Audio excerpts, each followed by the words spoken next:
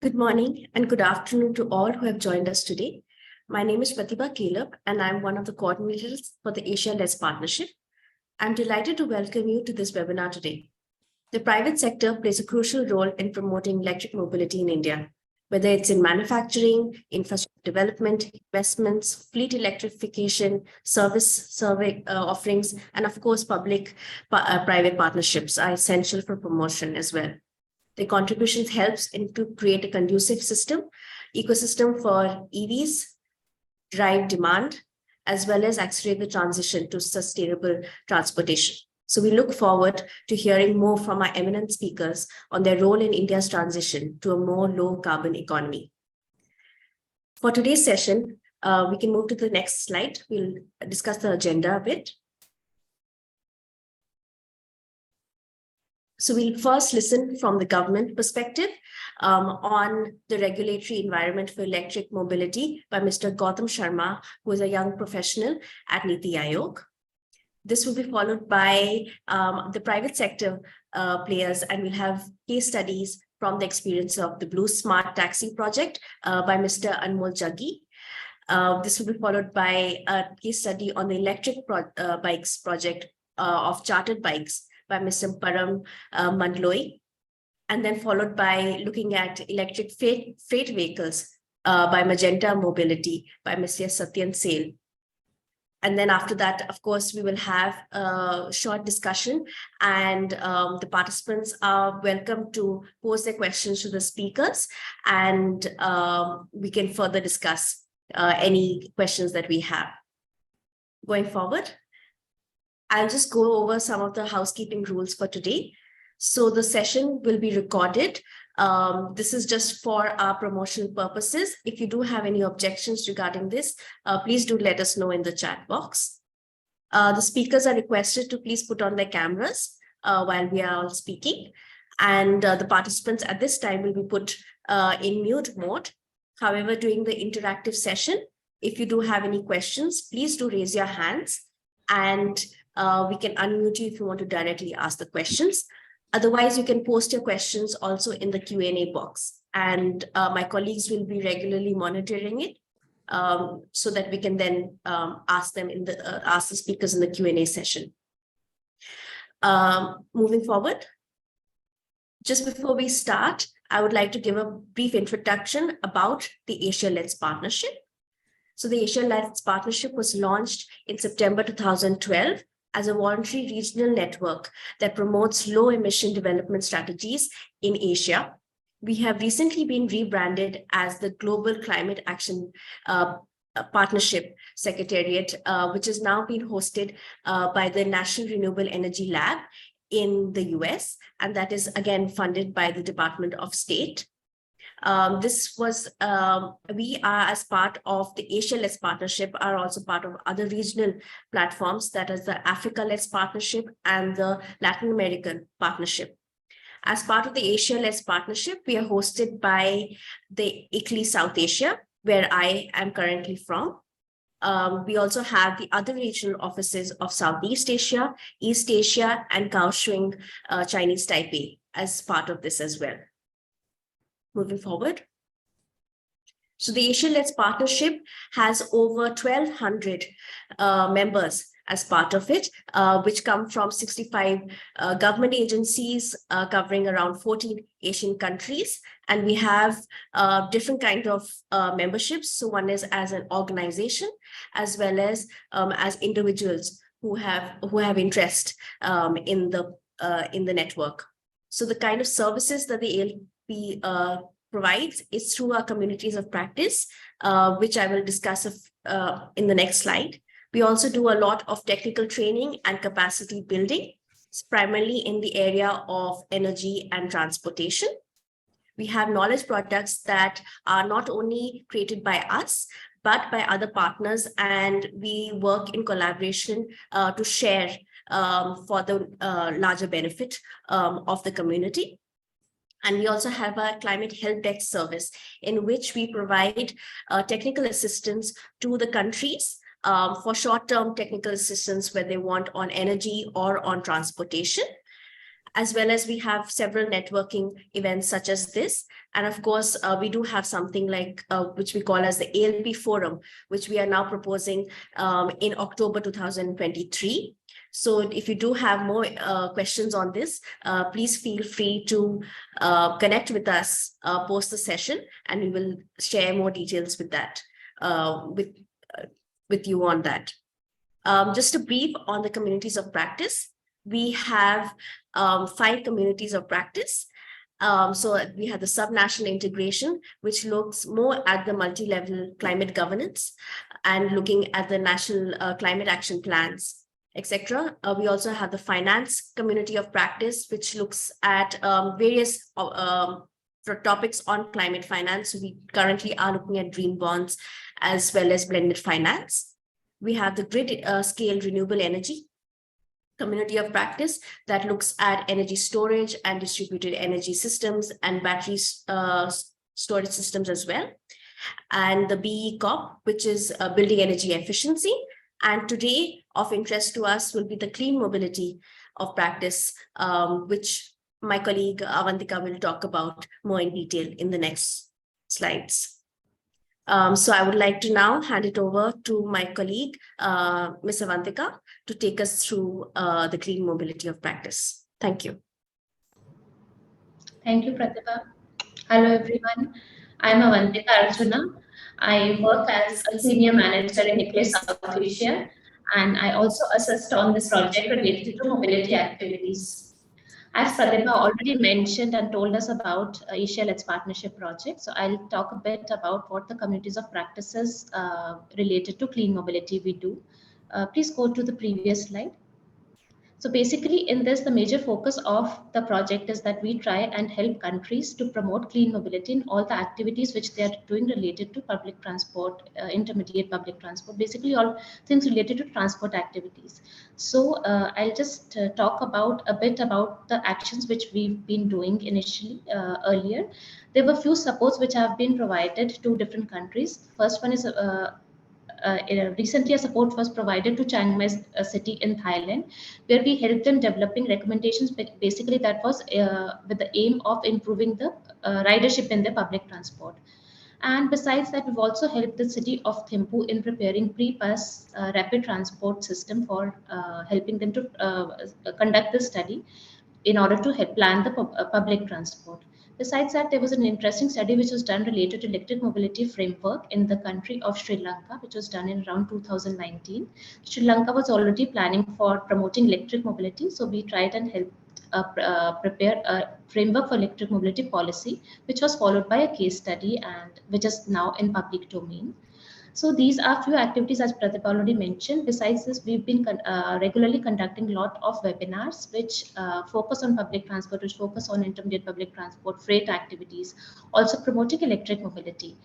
And one of the interesting activities which we are doing as a part of Asia Let's Partnership now is that we have a group of countries which have joined Asia Clean Mobility High Ambition Leadership Group, which tries to provide support to different countries based in Asia, aiming at having net zero transport. Besides that, we also have we also provide support under race activities, which have been provided to country of Philippines, wherein we've tried to develop pins for them which focus on electric mobility, promoting electric mobility for two-wheelers and three-wheelers for logistics sector, and also for deployment of e-jeepneys with smart charging and renewable energy. Moving on to the next slide. As I mentioned about the leadership group, so as of now, we have around 9 countries which are a member of this interesting initiative. The countries include Bhutan, India, Laos, PDR, Philippines, Sri Lanka, Vietnam, Thailand, Bangladesh, and Indonesia. So basically, under this activity, we are majorly trying to conduct activities which are related to capacity building, and also in-person experiences, kind of doing exchanges with government officials. Taking them to on sites which are working on electric mobility and trying to exchange knowledge and help building their capacity. So this is about a leadership group and clean mobility group which we are working on. I'm also the moderator of this session today with you all, and I'm happy to see all the speakers there in the panel now. Uh, I would now like to invite Mr. Gautam Sharma, who is young professional in Niti Aayog. Initially, Mr. Sudhendu Sinha from Niti Aayog was supposed to join, but due to an urgent meeting, he has to be today in the Parliamentary Standing Committee meeting. So he's been very kind to nominate Mr. Gautam Sharma. Mr. Gautam Sharma will speak about the activities which Niti Aayog is doing in order to promote electric mobility with a focus on private sector involvement, since our topic of discussion today is private sector initiatives which the private sector is taking in India to promote electric mobility. So I would also thank Mr. Gautam Sharma to accept the invitation at a very short notice, and thank you for being with us. I would request Mr. Gautam Sharma to focus his talk for 15 to 20 minutes on initiatives which the government of India is taking for electric mobility with a focus on private sector. Over to you, Mr. Gautam. Thank you for joining. Thank you. Am I audible?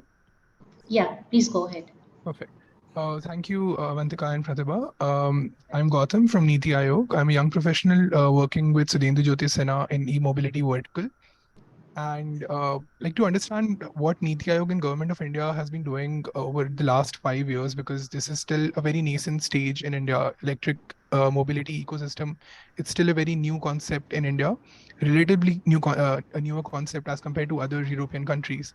So back in 2019, our Honorable Prime Minister Shri Narendra Modi ji had a vision for the future of mobility in India, and the vision was mainly focused on 7 Cs. That's what it is called. The 7 Cs are common, connected, convenient, congestion free, charged, clean mobility powered by clean energy, and cutting edge. And the focus through the vision was mainly the public transport existing prior to 2010, the two-wheelers and three-wheelers, the shared mobility, the EV manufacturing value chain, the charging infrastructure, and the advanced and niche chemistry cells in order to enhance the R&D as well as the existing battery ecosystem in India. So moving on, let's talk about the national mission on transformative mobility and battery storage, which was housed in Niti Aayog. So an interministerial steering committee was constituted within Niti Aayog, which was chaired by the then CEO Niti Aayog. And the mission director was Sudhendu Jyotisena. Unfortunately, he's not here right now. Like he has a meeting as mentioned by Avantika. So the mission was to drive clean, connected, and shared holistic mobility initiatives. And the vision was changed from the initial 7 Cs to develop a sustainable and holistic mobility ecosystem, and to also ensure seamless connectivity for passengers, goods, and services. So even the logistics part was incorporated within the entire electric mobility ecosystem within India. There were two main mandates of this mission. The first one was to drive strategies for transformative mobility, and the second was to determine the contours across the entire EV value chain. The interministerial steering committee consisted of Niti Aayog being the main chair, along with several other ministries such as Ministry of Road Transport and Highways, Ministry of Power, MNRE, DHI, DST, DPIIT, and BIS. So BIS is mandated with all the standards that pertain to charging infrastructure, that pertain to electric vehicles. And the objectives at that point in time, which was set up, were very simple. They were to improve the air quality in India's high pollution cities, to bring down the GHG emissions, to bring zero emission vehicles to India, to reduce oil import dependence from other countries, to promote Make in India, as a lot of boost was given to manufacturing sector in India. Then to develop a zero emission vehicle component manufacturing infrastructure as well. Now, talking about the major interventions within the EV value chain, I would like to divide that into two different parts. The first part being the upstream and the second part being the downstream. So when we talk about the upstream, raw materials is the first thing that comes to my mind. And a committee was set up by the name of Kabil, which was tasked with a job to go to different countries such as Argentina, Brazil, and Chile in order to find out alternative fuels. The second one is component manufacturing. So as we all know, Auto PLI scheme came out with a huge investment of 3.6 billion US dollars. Logistics policy, which was housed under DHI. Niti Aayog had a big role to play in developing the logistics policy. Then for the OEM plants and manufacturers, ACC PLI scheme of 2.4 billion US dollars was had come out. Now talking about the downstream part, for the dealership and the customers, FAME 2 scheme and FAME 1 scheme came out. FAME 2 scheme, as you all know, 1.4 billion US dollars with its own objectives and own targets. Huge ambition was laid out by different ministries getting on board altogether. For the financial part, there was GST reduction for the manufacturers as well as for the tier 2, tier 3 parties. There were EV risk sharing mechanisms and programs that came out by the government of India. And for the end of cycle processes, battery waste management rules were set up by Niti Aayog. So far, the current status of the states and the UTs in India, it's very interesting to, I'm really delighted to share this with you that today 33 out of the 36 states and UTs have their own state EV policies, where Niti Aayog was just hand-holding the states and the UTs, out of which, out of the 33 states and UTs, 26 states and UTs have already notified their EV policies, whereas several of them have already amended, that's the level 2 of their EV policies, whereas 7 states and UTs are still in the draft stage of their EV policy. Whereas if I have to give you a snapshot of the policy support by different the ministries that I had mentioned earlier. So DHI came out with FAME 1 and FAME 2, where till date, more than 1 million vehicles have been supported. An ambition of 20,000 e-buses and 12,000 charging stations have been set up. Ministry of Road Transport and Highways came out with a policy on voluntary vehicle scrappage, as well as the green tax policy. Ministry of Power came out with charging infrastructure guidelines and Go Electric campaign and awareness campaign. Mahua, Ministry of Housing and Urban Affairs, came out with building bylaws, and it was amended in 2022, which is very recent, for providing EV charging points for individual consumers. Ministry of Finance lowered down the GSTs from 12% to 5%, where it currently stands, whereas additional tax deduction of rupees 1.5 lakhs on the interest paid was also given. Then within NITI, there's a state e-mobility accelerator program in order to proliferate the existing EV ecosystem, as well as to boost the manufacturing process in India. There are several awareness campaigns which are housed within NITI, which is monitored by NITI, such as Shunya, e-Amrit, whereas e-Amrit is currently on platform such as phone and on your desktop as well. There is battery swapping policy that Niti Aayog has come out with. There is e-Fast.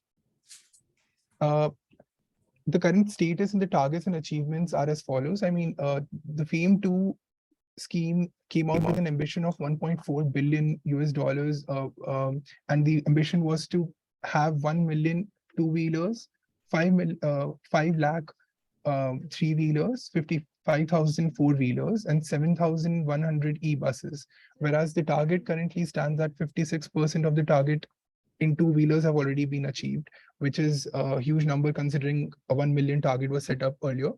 For three-wheelers, 74,000 three-wheelers have already been out on the road with the help of all the schemes and policies laid down by the government of India. For four-wheelers, 6,484 e-buses have already been on road, and out of which 2,776 have been supplied, and the current status is that we are in talks with different states, and we are aggregating demand with the help of CESL and WRI in order to have around 10,000 demand, like the buses demand from different states, various states, Karnataka, Kerala, all of these states have been approaching Niti Aayog and CESL in order to transition from existing ecosystem to the EV ecosystem. For the ACC PLI for batteries, 50 gigawatt hour manufacturing capacity was envisioned, whereas we have 3 bidders right now for the same. And for ACC PLIs for auto components, the initial thought process was to build a robust supply chain, advanced automotive technologies for BEVs and hydrogen fuel cell vehicles, where we have 95 OEMs currently registered. I wouldn't say registered, but like currently working directly in the auto PLI scheme. Whereas a national electric bus program, there was supposed to be a 50,000 e-buses demand aggregation. In the first phase, there were 6 states which are selected for, and a total of 6,465 buses have been like are laid out on the roads. Whereas for the phase 2, 3 states have been selected with a total of 4,675 buses. In terms of EV financing, Niti Aayog is working closely with World Bank and Asian Development Bank to come up with new financial mechanisms such as payment security mechanisms, PSM as we all know it, in order to come up with, to develop innovative risk sharing platforms.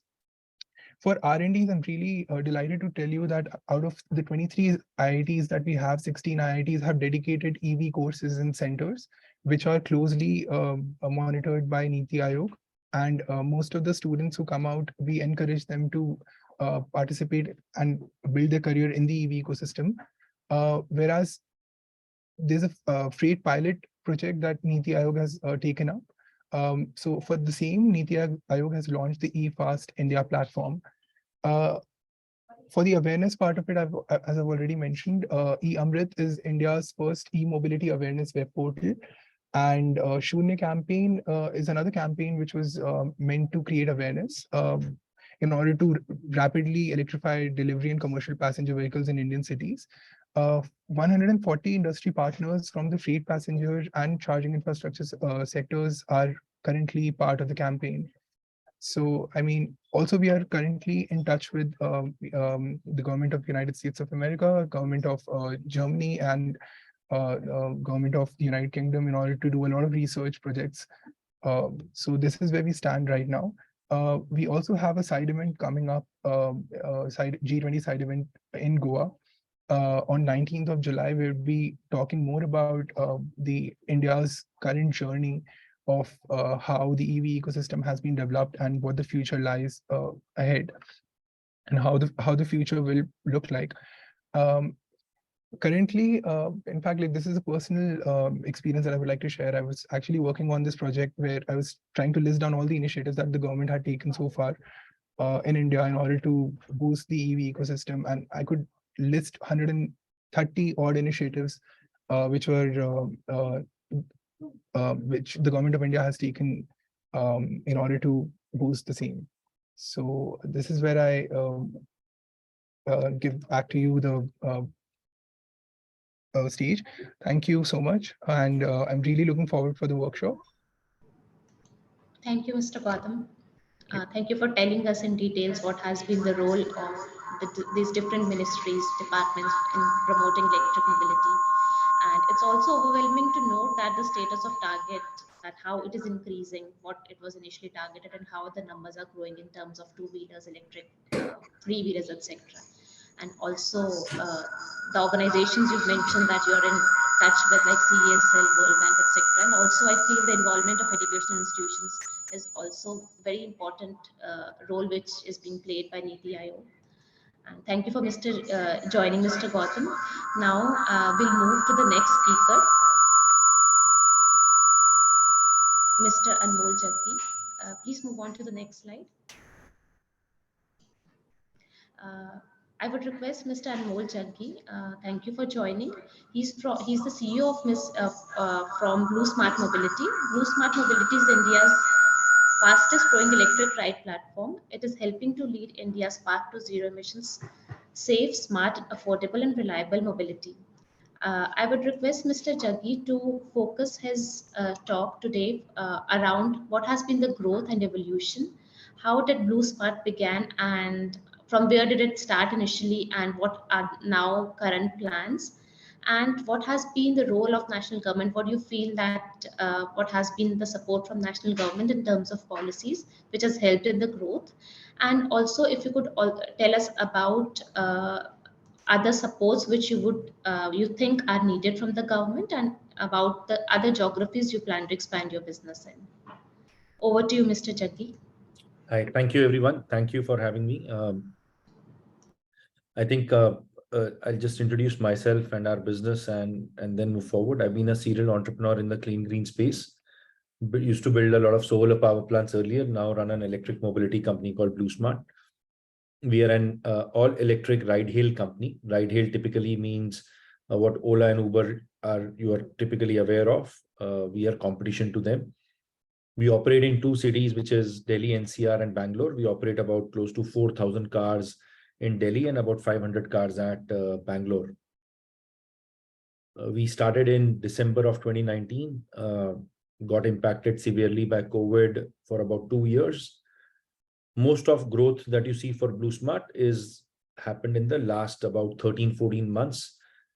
After the Omicron wave went away in Jan-Feb of 2022 is when we actually saw real growth coming out for us.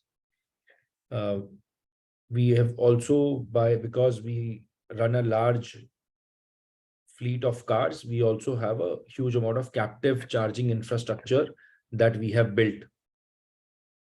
This captive charging infrastructure comprises of both slow chargers and fast chargers. We have something like 4,000 plus slow chargers and about 800 plus fast chargers that operate on our network. The key element which makes us successful in running an all-electric ride-hail business is the algorithm which powers Blue Smart. If you look at any ride-hail company, every time it is assumed that the fuel is not a constraint. Cars are matched based on the closest driver availability. They are not matched based on what is the fuel inside the car. Whereas when you run electric mobility, it is extremely difficult. If I match the customer with the nearest driver partner and the driver partner does not have enough charge or from there cannot go back to the next location, etc., you would see that the customers will get into a problem because the cars will get stranded on the road. So running this algorithm where we know what is the charge of each car in real-time basis, allocate the ride to the relevant driver who's close as well as who has the relevant charge, then keeping in mind all eventualities like rain, traffic jams, anything else that might happen on the road, and the battery should be sufficient to take care of it. Plus, the driver partner should also be able to come back to the charging hub. So it's a very intense algorithm which works, and we have to, and once the driver partner has to reach to a charging station, they also have to realize that the charging station should be available at that time, and it shouldn't be that there are 5-10 more driver partners who are at that location, and that's where the driver partners have to waste their time. So you also need to know real-time availability of charging infrastructure and allot driver partners to various charging stations. So this is a little about Blue. In terms of how did the national level policy help us? I think the first thing is very much, which is that charging infrastructure was kept out of the ambit of supply of electricity in terms of distribution companies. I remember, I think it was 18th October 2018 or 18th October, which the notification came that now sale of electricity through charging infrastructure will not be only with distribution licensee, can be with anybody. So that was an extremely important step, which actually said that if we can build out our own charging infrastructure is how we can also run the business. So that regulation, that removal of the fact that sale of electricity through charging infra will not be only distribution licensee work, that was extremely important for us. FAME has always been helpful. FAME has always given us enough subsidies, etc., for electric mobility to lower the capex cost of cars. Although I'm of the opinion that if there is a withdrawal or reduction of FAME, it should be communicated upfront rather than one day suddenly the notification coming that FAME has been reduced, etc. Like what just happened with two wheels, that FAME went from, I think, from 40% to 15%, something like that. If there is a plan that the government intends to have to reduce FAME subsidy, might as well be upfront about it and tell all stakeholders right at maybe 6 months earlier or 1 year earlier, and so that stakeholders can create their own plans around it. The 5% GST has always been very helpful. But on the flip side, on cars, it's 5% GST, but on charging infrastructure, it is still 18% GST. So that will be one of our key requests, that both on the chargers as well as the charging services, the GST we brought down to 5%, just like it is on cars. Exemption of road tax is also very beneficial for us, and that is continued in most states today. So both national level policies, whether it is delicensing of charging as an activity, FAME subsidy, GST at 5%, all these have been very helpful to us. And at the state level, reduction of road tax and registration charges has been extremely helpful for our growth. We would ideally wish the government to continue with whatever subsidies they wish to continue and create a trajectory of the phase out of subsidies in whatever 3 to 5 years timeline, that every year the subsidies will go down by a certain percentage, and that they could very well make upfront announcements about it over the next 3 to 5 years. On GST, of course, it's a big support, and we would want and request that it continues. And on road tax, etc., also, this is extremely helpful for us. In terms of our geographic expansion, we are in a sector where there is excessive demand than what we can actually supply, the number of cars or the number of customers that we can service. So from a ride-hail perspective, approximately Delhi and Bangalore need about 1 lakh cars. There is Ola, Uber, and BlueSmart put together. Even if I add the ICE engine cars, we are at about 70,000 cars today. And a lot of the older cars on our competition will also get extinguished, like their age will get over. So it is going to be very tough for customers, because there is going to be huge deficiency of cars for the next foreseeable future. So in terms of our growth, we are only looking that the two geographies where we are, Delhi and Bangalore, we should just continue to scale in those two geographies only. Given the fact that there is huge deficiency, customers are wanting for cars. When we open any new geography, it takes some time for geographies to get stabilized. Now Delhi and Bangalore have got stabilized for us. So from our perspective, we are not looking at any third city, town, etc., at least for 2023. In 2024, we might expand to another city, but not in 2023. In 2023, whatever 7-8 months which are remaining, 6 months which are remaining of the year, we will only be focusing our growth on expanding in Delhi and Bangalore. Delhi has been extremely good on the EV side, given its very low electricity tariff, also at about 4.5 rupees per kilowatt hour for electric cars. So that's been also a very big advantage of operating in the Delhi NCR market. Apart from the fact that it's one of the world's most polluted cities, so the citizens are very aware of the benefits that electric vehicles can bring in. So that also contributes towards adoption of BlueSmart by customers. So given all of this, I think from an expansion perspective, we will only be limiting ourselves to Delhi, NCR, and Bangalore, at least for the full of 2023. Ma'am, I think those were the few questions or the few points you had wanted me to cover. If you want me to cover something in more detail, I'm happy to do that. Or if there are any questions, I'm happy to answer them.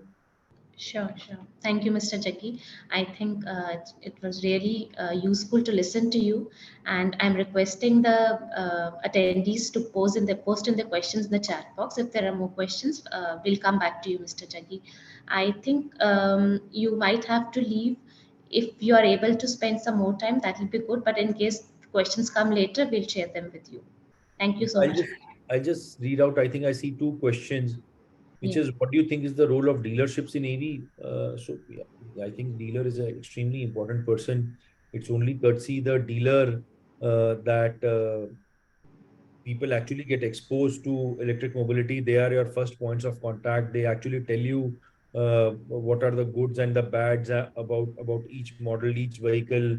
They are the and if anybody wants to understand what is an EV, they will first go to a dealer and understand. So I think dealers play a huge amount of important role in education of the customers and going through getting the sale process done. So that's I would say on one question. What is our main challenge in regards to expansion within Delhi, NCR, and Bangalore? So our main challenge to expand, if I look at 2022, was the availability of cars. As you know, the automobile sector was facing some deep problems when it was coming to chip shortage, etc., etc. And that's why it was hugely constraining for us to grow at that time because there were no chips.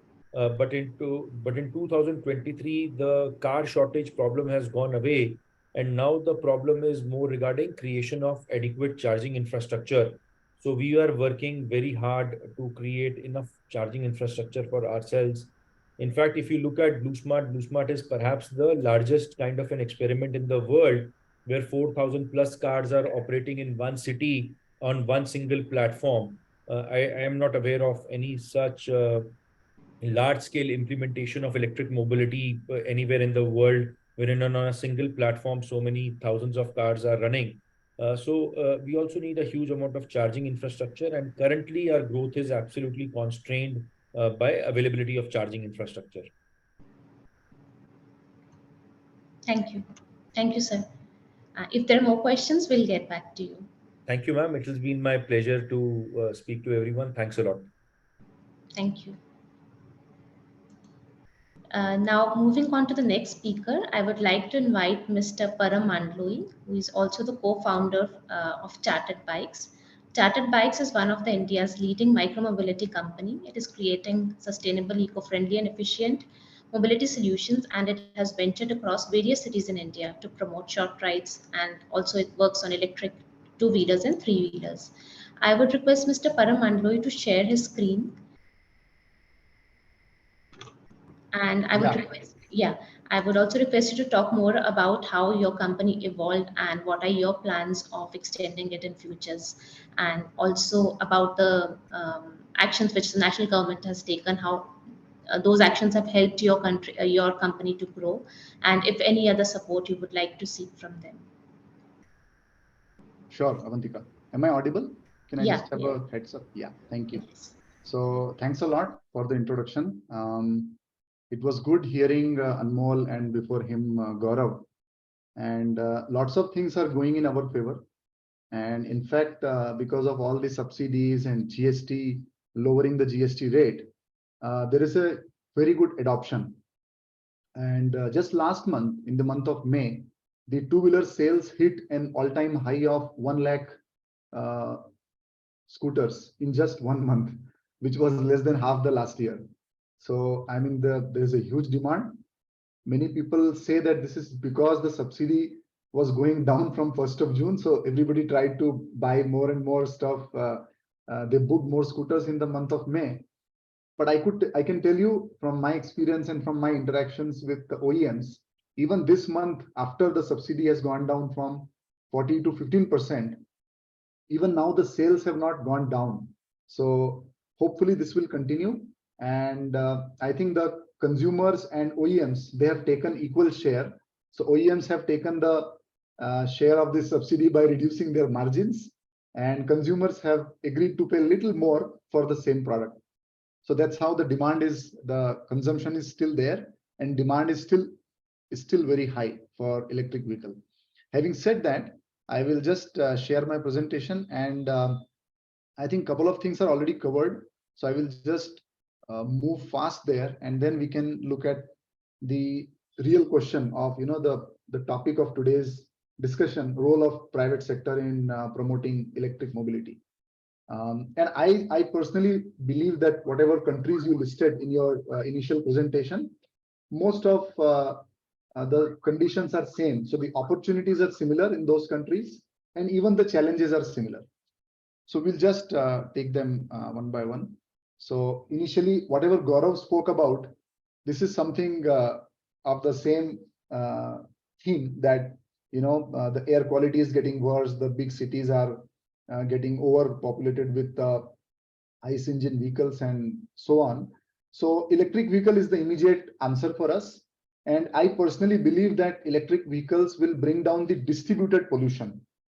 I am saying this because many people still say that electric vehicle is also not green, because you still charge from the grid, which is generating electricity using coal. So true, I mean, it's absolutely right, but still you are not polluting everywhere in the city, right? You are still taking power from a charger, and the electricity is coming from one place, which we can control, right? But today, if you go to any Bharat city, the smaller cities in India, for every one car, you will see 30 or 40 two-wheelers standing on a fuel station. So you can imagine the kind of pollution they are causing. So EVs are a definite answer, and out of all the EVs sold, 62% are two-wheelers and three-wheelers. So it's a very good news for us, right?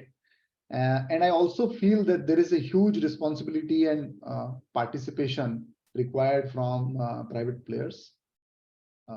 I will talk about Chartered Bike a little bit, and then we can go to the other pointers. So Chartered Bike started as a public bike sharing company in 2017.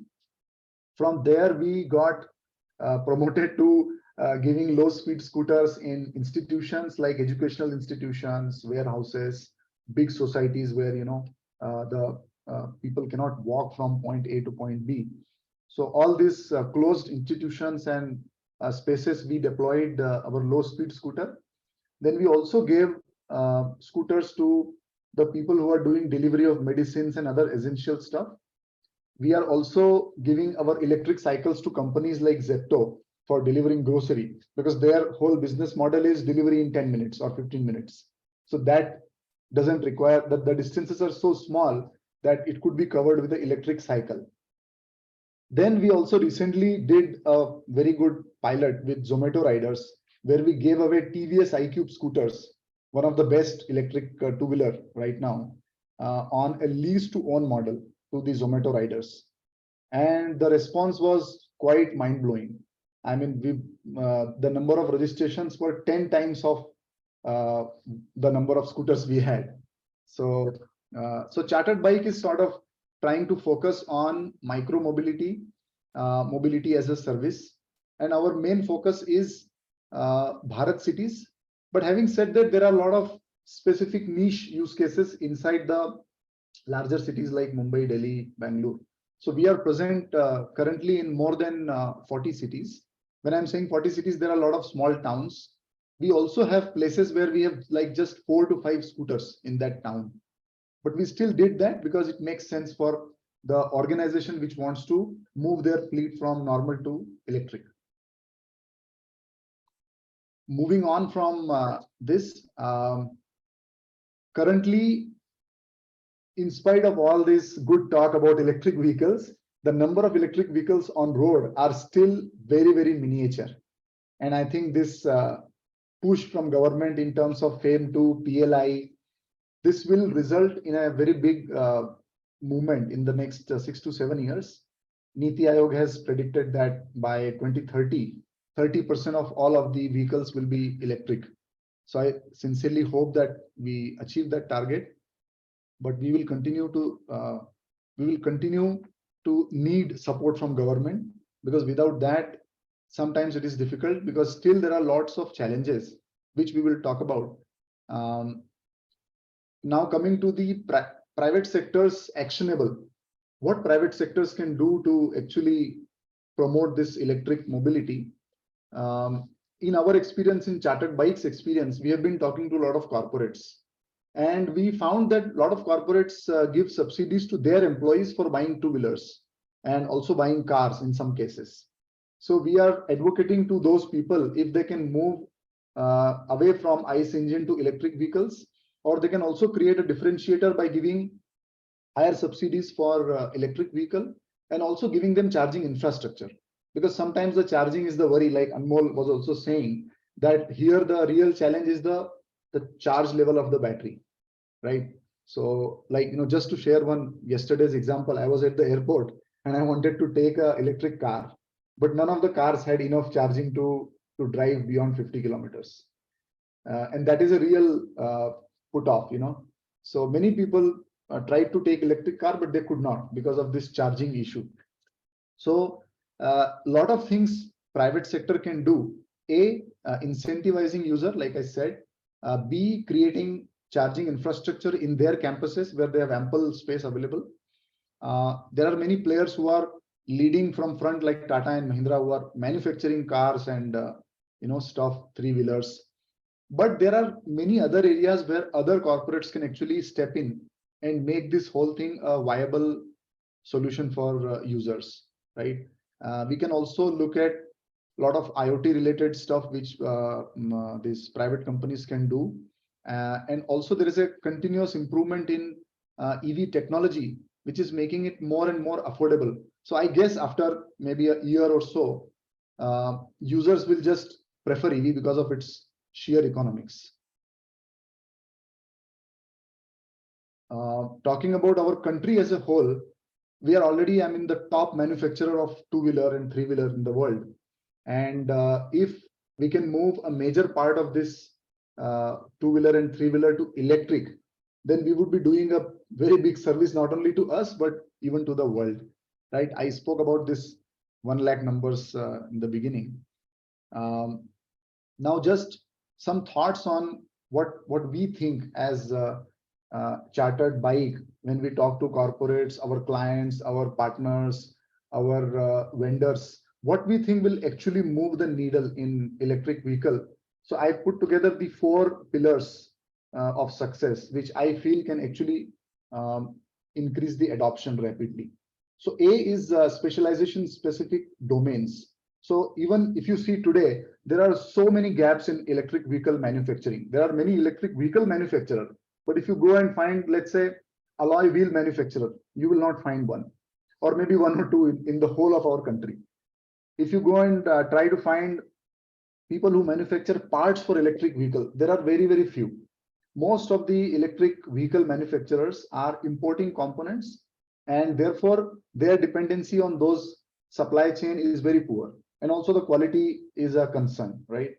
Then there is IoT. IoT is also software and other layers are done by our people, but still the hardware is imported, right? Charger is still a very expensive affair. For a 3 lakh rupees three-wheeler, the charger costs from 40,000 to 50,000 in some cases.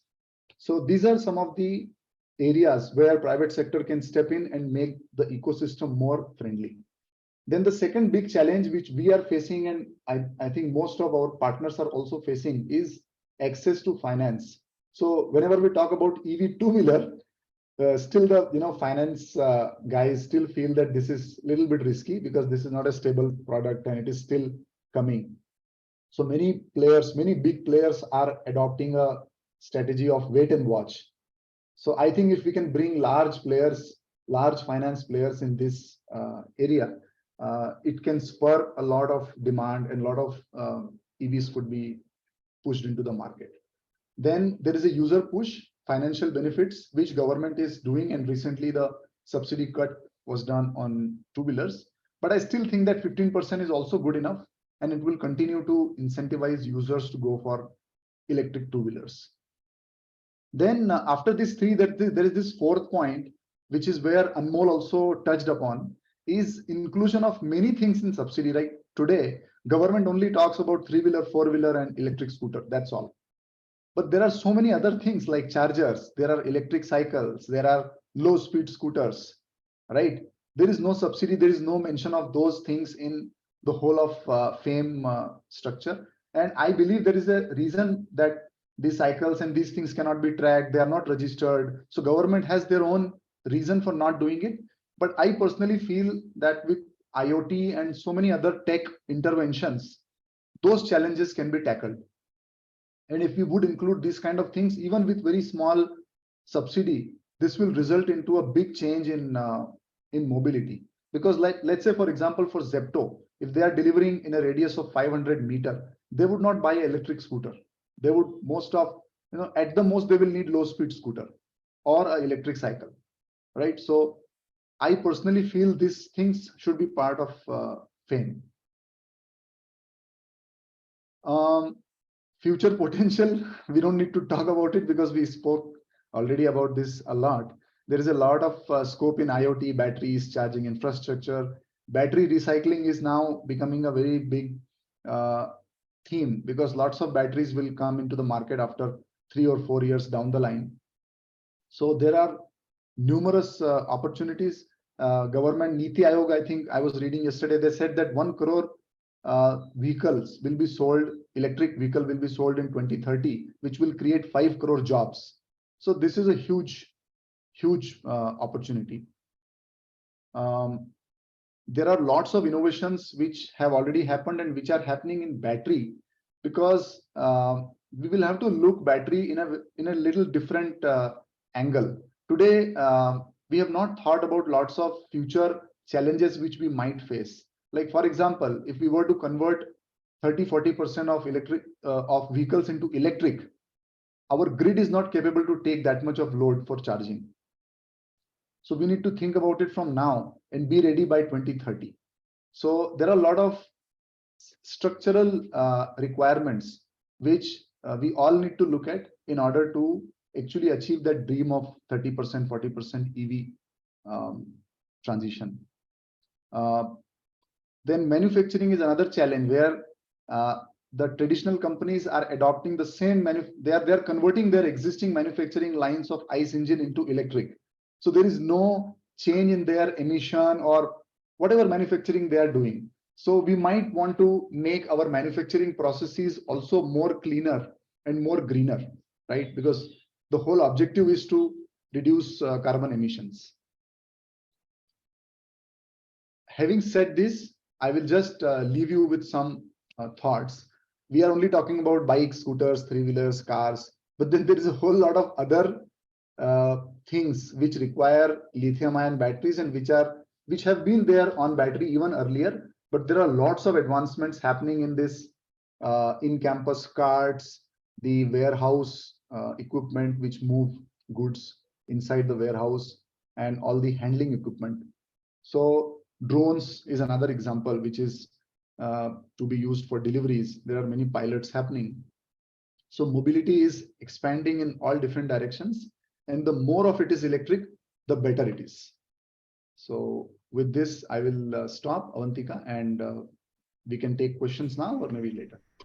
Yeah, thank you, Mr. Param. Thank you. I think detailed questions maybe we can take later, but if you would like to tell us about expansion geographies, we know that you've been working in few cities in India, but do you want to expand? Are there any plans to expand it outside or in Indian cities? If you would like to comment on that, otherwise we can take the questions after the next presentation. Sure. So we have spoken to lots of partners outside India. And like I said, after discussing with them, we realized that the challenges and opportunities are very similar, say Vietnam or the adjoining countries. The problems are similar. So we are talking to some of them, and electric vehicles are very, very scalable. They can buy the local stuff and we can provide them technology expertise. And then together we can start. So that is definitely on the cards. Within India, our main focus, like I said, is smaller cities, because that's where the two-wheeler growth will come from. And we are predominantly two-wheeler focused company. So we are present into all the big 4 cities. but we want to focus more on the Bharat side of the story. Yeah. Okay. Thank you. Thank you, Mr. Param. Yeah. Now moving on to the next presentation, I would like to invite Mr. Satyan Sale. He's the Chief Operating Officer from Magenta Mobility, and Magenta Mobility is assisting farms, industries, and businesses to transition towards electric mobility and helping to create a positive impact to reduce carbon emissions from transport sector. Welcome, Mr. Satyan. We have your presentation. Over to you now. Sure. Thanks, everyone, and thanks for inviting me over and Magenta here. If you can just roll through our presentation now, so that'll be good. So, okay, so Magenta, basically, Magenta is founded by Maxon Lewis and Daryl Dyer. Okay, so I joined Magenta a few months back, and to just take you through what Magenta is all about, where it all started, where we intend to, what support do we look from government, and what's our future plan in terms of expansion within India, outside India. So I'll just share some thoughts over it over the next 15 minutes of the time that you guys have allotted us. So moving on, next slide. So basically, Magenta, the three basic pillars that we talk about is the safety, then the quality and the integrity. So these are our guiding principles or ethos that we strongly and firmly believe in. Next, please. So currently, Magenta is an integrated mobility player and present in 7 cities as of now, that is Bombay, Pune, Bangalore, Hyderabad, Delhi, Gurgaon, Noida. We are India's largest electric three-wheeler fleet operator in last mile space in India. We have over 1,000 electric vans. We have our own charging depots, which we house both the fast as well as the slow charging. We have around more than 1,300 delivery executives. They ride, they drive the three-wheelers also, and they do the deliveries also. We are engaged over more than 50 clients across India. We do more than around 15,000 electric deliveries a day. We have offsetted of close to around 80 lakh kilometers in terms of carbon emission. And we have around mostly 1,000 plus electric chargers. So this is our current footprint in India, which makes us the biggest player in India at this point of time. Moving on. So we basically have 3 basic business verticals. One is our charging, that is we operate fleet charging and parking, both captive as well as public. We have our own charging products, which we use in-house, as well as we are open for public also. And in mobility, that is your delivery, we are looking to be the India's largest integrated player, both to intra-city as well as intercity.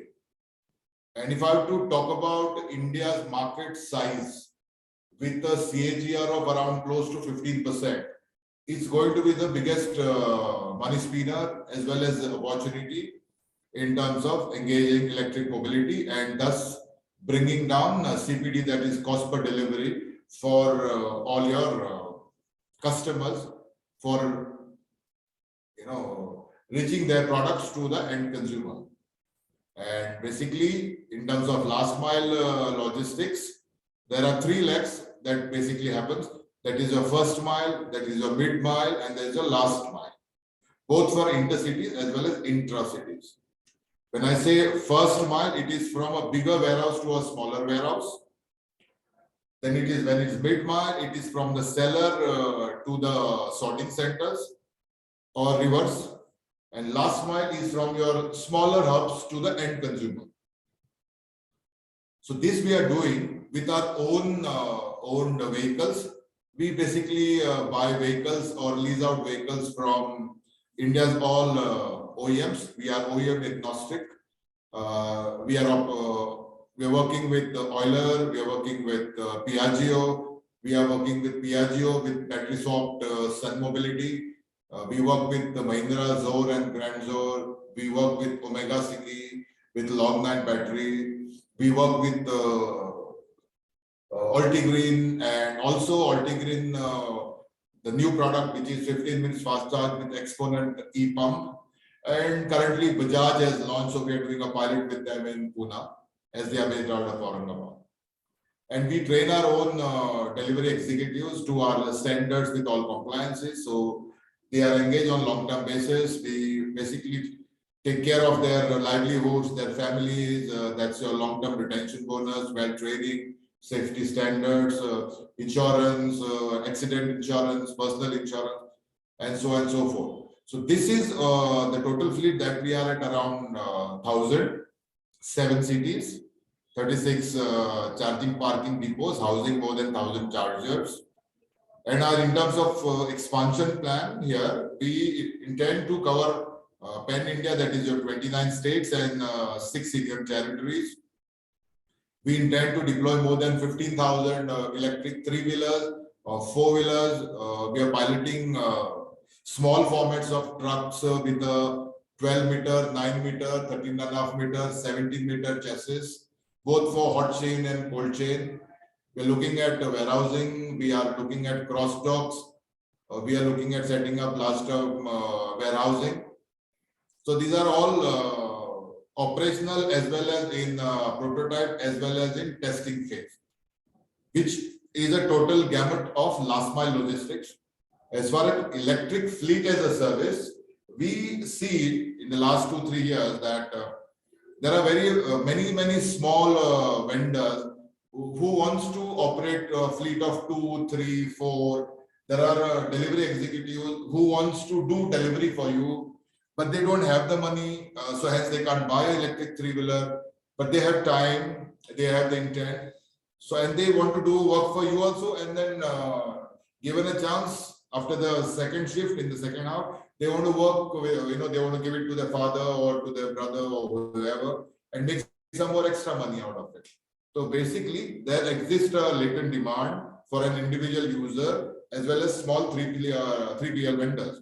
So since we have our charging parking infra and we have a fleet for cross utilization or vehicle sweating, we also offer electric fleet as a service to as an individual or through a 3PL company as such. And the third mode, that is technology.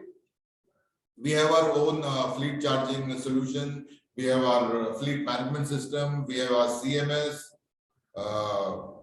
and we have an integrated AI where Anmol also spoke about that the entire backbone of a service eventually rests down upon the IT informatics, how strong you are, basically to track for the safety, for tracking, for utilization, for driver management, for delivery management. You need to have an intelligence, and that intelligence is in place, which makes us more tech savvy in terms of guarding as well as the sweating. So moving on.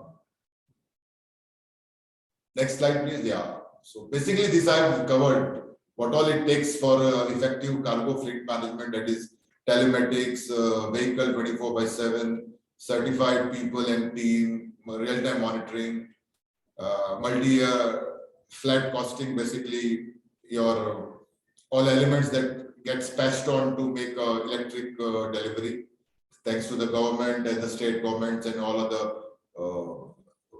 electric policies that you have, makes it cost effective. Then your charging infra, basically type of batteries that you use for a van depends, the kilowatt depends on the payload, gives you an output, that is your mileage, and depending on how closest to your network and how fast you can charge, that is your technology. So that all entire piece comes under network of charging infra. And as far as compliances, you have certain compliances for the customers that you are engaging with, the labor laws, the electric compliances, the regulatory compliances, all this, and future-proof, that's basically COP26 pledge that we as a world has taken, Vasudhaiva Kutumbam, that we call as, that is zero emission. The next one, please. Yeah, this I've already covered. All the OEMs on your left. On top, the bar chart basically our ambition to deploy more than 50,000 vans. On the left side, number of chargers and depots, current cities, and the backbone of ours, that is telematics, delivery executives, and what sort of work that we are doing. Next, please. Here, so these are your current footprint, and in the down, if you see the blue box, so the cities which are going to be launched, that is in first to second week of July, are Ahmedabad, Rajkot, Surat, Mysore, Vijayawada, Chandigarh, Baroda in phase 1. And by end of 24 March, we should be fully covered Lucknow, Kanpur, Agra, Meerut, then your Saibabad all put together, then Panipat, Jhajjar, then going up till Karnal to Ambala, Ludhiana, all cities of Punjab, then Kota, Udaipur, Jaipur, going down to Jaisalmer, then to reaching out to Gandhidham and covering Gujarat. On the right side, we will be covering Raipur, then Bhilai, going down to Gwalior, then your Neemuch, Seleke, your Bhopal, Indore, all those. And then going down post Pune, that you have Aurangabad, Nasik, Nagpur, Satara, all these places. Then Goa, North Goa, South Goa. Going down Karnataka, all major tier 1 cities. Then AP and Telangana. Basically, by end of 24, we should be covering 11 states and 57 cities. And been surely deploying more than 4,000 electric 3-wheelers and electric 4-wheeler, that is Tata Ace, which is already started, and any other N1 vehicles, basically a 1-tonner. Euler is doing a pilot, Evage is doing a pilot with us. Euler is doing a pilot with us, and there are a couple of other OEMs. They are also doing pilot with us, which are 1-tonner. So India is evolving, and so thus we are evolving. Next slide, please. We talked about the driver partners, so we have a very strong background verification and compliances that must do. Your BGV, then process, driving tests. We use simulators to basically get them adapted to electric 3-wheeler, because electric 3-wheeler is a little different than electric normal 3-wheeler as such. So the rigor is there, induction, training, motivation, politeness, courtesies, and all that. That's part of the induction. Next slide, please. And technology, if you see, basically there are 2 types. One is in terms of the vehicle management. Second is in terms of the delivery metrics of the customer.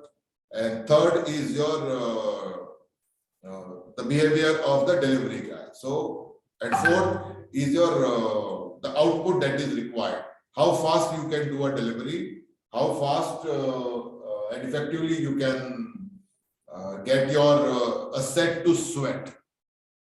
Basically, morning one driver uses, evening you cannot keep the vehicle idle. Minimum 16 hours you have to utilize the vehicle. So cross utilization between 2 clients, cross utilization between the same client, cross utilization between the industry, all this put together forms this tech-enabled IT platform, basically used to track and optimize the ultimate maximum fleet performance. This is an inbuilt system.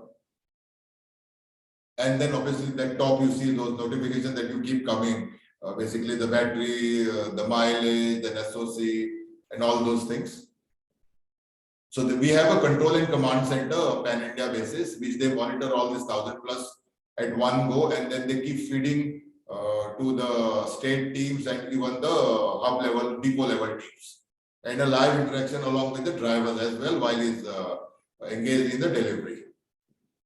Next, please.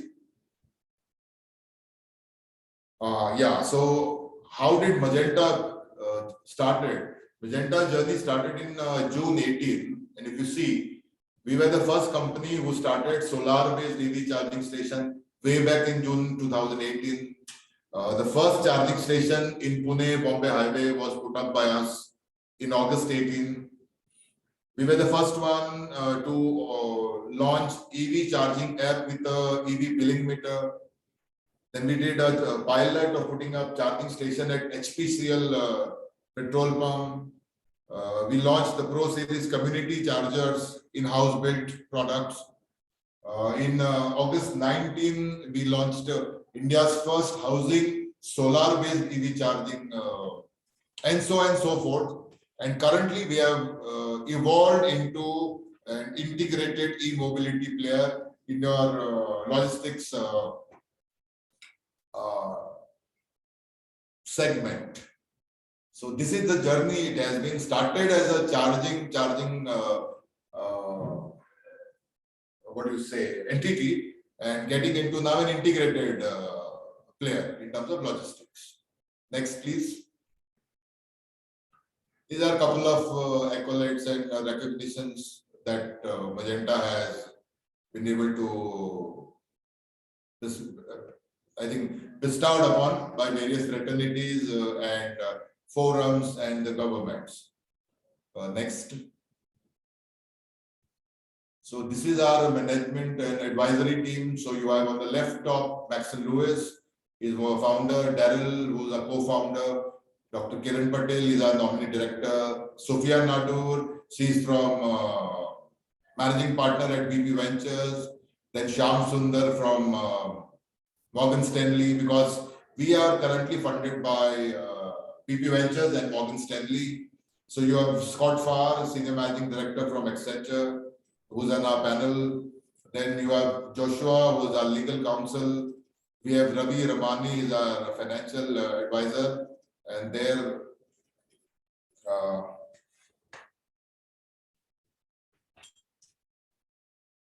this guy, so Sujay Ji, our nominee director. So now the last slide. And then these are our executive team. So that's myself. Then we have Shashank, who heads our technology. Dharmishra is our CHRO. Then KP Karukuram is our charging head. Saji Nangare is our technology head. Rohit heads the sales and business development. Shashank heads our ops. Vishal Exola, who heads assets. Anamika, who heads the finance and accounts. Rahul handles strategic alliance as well as investor relationships, and Sarita Vishwakarma handles our compliance and regulatory. So we have shown both our executive team as well as our advisory team. And last slide, if we have. So that's it. So that's Magenta, and that's our ambition. And of course, yes, we are looking to expand beyond India. Last week, Magenta and Blue Smart Mobility, if I'm not mistaken, we both have got two entities from India who have got recognized in the APEC 25 Singapore-based event in EV. So we were the two ones from India, the chosen ones. And in terms of bottlenecks, I don't see, because it is evolving, ever evolving. We are adopting very, very fast. The state has the different EV policies. They've been very conducive. They are receptive. No doubt about Indian government. We have moved mountains from where we were and where we are and where we intend to be. Thanks to the government, Honorable Prime Minister, Niti Ayog, then even Nitin Gadkari ji also. Tremendous support, and we are evolving. We are all learning, and the ecosystem surely has risen up to the occasion for making net emission, and India is doing its part, and surely we are doing our bit. So challenges are there, but then what is life without a challenge? Thank you, guys. Yeah. Thank you. Thank you, Mr. Satyan. And I understand that the private sector is playing a very important role and helping to achieve the target, the country level target for reducing emissions from the transport sector. Now, looking at the question in the chat box, I guess most of them are for Blue Smart Mobility, but I still, and also in the interest of time, we have around 13 minutes left. I think we can take 2-3 questions. Maybe we can start with Mr. Param. Mr. Satyan already mentioned about lot about the activities which they do with the executives. And since Mr. Param also mentioned about they work with Zomato and also with Zepto, would you like to comment a bit about or share your experience how you train your executives who operate the electric vehicles? Yeah, sure, Avantika. So basically, see, two-wheeler is very simple product, I would say. It's not as complicated as maybe three-wheelers or cars. So two-wheeler, you have to only check couple of very, very basic checks. So what we are doing is, instead of giving training on how to operate two-wheeler, we are focusing more on how to maintain the two-wheeler. Because bringing two-wheeler to the workshop for doing a very small repair is a big put off for a delivery executive or for anybody for that matter, because their time gets wasted, right? So two-wheeler is all about convenience. So we are training them on doing the basic service, like, maybe changing the grapes, or if there is any problem with the charger, what is to be done, and some do's and don'ts.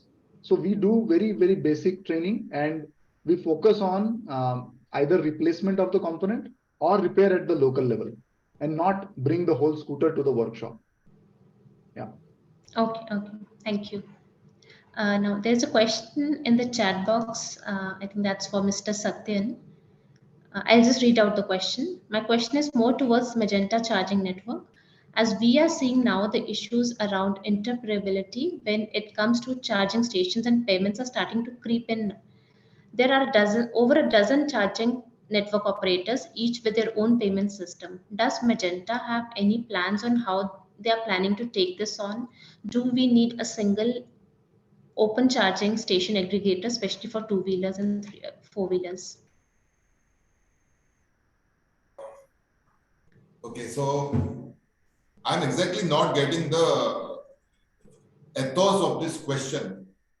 It says that are we seeing now the issues around interoperability? That is one part. Then payments starting to creep in. Second part, dozen charging network operators, each with their own payment system. Does Magenta have any plans on how they're planning to take this on? Do we have single? Yeah, so the answer is simple. See, eventually we will all evolve because these are still early days. You have many guys who are into charger manufacturing or into taking a charger and what do you say, naming on their branding. That's one. Then they are making this as a service also. They will take a place in, say, for example, Noida, charging infra. They'll put some 10-15 chargers. Then they'll make it open, and either you take a EV connection or you take a commercial connection. If it is a commercial connection in Uttar Pradesh, it will be around, say, 10 rupees a unit. So then they will charge you 14 rupees for a slow charging or 18 rupees for a fast charger, because that is their margin. So there are many business cases, business models on a small scale or a mid scale happening across India, across different cities. That is one part. That's a business model. And as all industry sees, I think eventually, once we attain economies of scale, this will all get standardized. As the power availability increases, where the standards get set in, because the charging protocols are itself is like various different types. DC 001, 002, Type 2, CHAD, MO. So it is evolving as far as four-wheelers is also concerned and three-wheelers are also concerned. So once the charging protocol gets consolidated, once the EV policies get standardized, one gets the grid policy standardized, then it will be standard across, rather than today somebody charging 10 rupee a unit, somebody charging 18 rupee a unit. It's like a demand and supply. So people are making merry of it. As far as Magenta is concerned, since we are into logistics, our earning from our customers, our contracts are fixed, that you will get X thousand per vehicle, per delivery person for 30 working days is X. So I need to have a unit economics fixed. It is everything is per kilometer basis. Charging cost per kilometer, maintenance cost per kilometer, EMI per kilometer, parking cost per kilometer, then your maintenance, my supervisor cost, delivery executive call. So we does not have the luxury of having flexible and different rates. So definitely that's why we took a call that we will have our own charging parking infra. We will go in for standard EV connections. We will train people, we'll create employment, and that's how. And if you are a customer and you want to deploy say 10-15 EVs as an individual, and you want to utilize our services as a public charging platform. Now, Delhi NCR basically takes off 3 states. One is Uttar Pradesh, one is Delhi, and one is Haryana. So within a day, within 50 kilometers, you cross 3 states. And in between, you have to charge. And all 3 have 3 different EV policies. Delhi comes to around 5.5 rupees. Almost 8.5 rupees, if I'm not mistaken, in Uttar Pradesh, Noida. And around 8 rupees or 9 rupees somewhere in Haryana, that is Gurgaon. So then the rates changes. And if I am a 3PL vendor, I charge him 18 rupees in Noida, I charge him 12 rupees in Delhi, then I charge again 16 rupees in Gurgaon. Just like diesel prices are like 96, 97 rupees across 3 states, plus minus 1 rupee. And that's why if you see the CNG rates, Delhi rates are cheaper than Haryana or maybe Noida. So all the people go to Delhi and fill their tank up. So that way we have kept it standard so that if you want to use Magenta services, it is a standard unit rate. And it is an interoperability. If you take an Euler van and if you have a DC001 interoperability, so you can use and go and charge fast charge with the Exicom charger, whether Delta charger, ABB charger, Panasonic charger, your Euler charger, or even Magenta charger. So that's a flexibility. कि कहीं भी जाके अपना charge कर लो at a standard rate. Okay. Thank you, Mr. Satyan. I think in the interest of time, we just have 6 more minutes. I would request the participants to send us the questions. If you have any more questions, we can then forward it to the speakers and get back to you with more details on that. And before we close the session, I would again like to thank all our speakers. The idea of today's session was to create a kind of a platform between the government sector and also the private sector, who both are working towards achieving the goal of reducing emissions from transport sector. And it seems it has been really useful. And before the session, there is one last slide, some activities which we are further working on. By starting the session, we did mention about the ALP forum, which is planned as a part of this project. It is an in-person activity which is planned in October 2023 this year. And as we earlier also mentioned that as part of providing technical assistance, we do keep conducting different webinars. So the private sector engagement was one which we had this session today. As we move further, we have a plan to conduct another session with OEMs who are also playing a major role in contributing towards electric mobility in India. The date would be announced soon. A few housekeeping again information that the slide deck and recording of today's webinar, this would be shared via email. And if there are additional questions, these could be further emailed to us by the participants on alpsecretariat@ecli.org. And before we close, we have a short survey format. You are most welcome to give your feedback. It will just take not more than 2 minutes. We request all the attendees and even the panelists to share their views on it. And again, I would like to thank everyone. Thank you everyone for joining.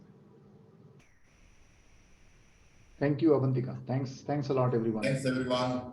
Thank you. Thank you.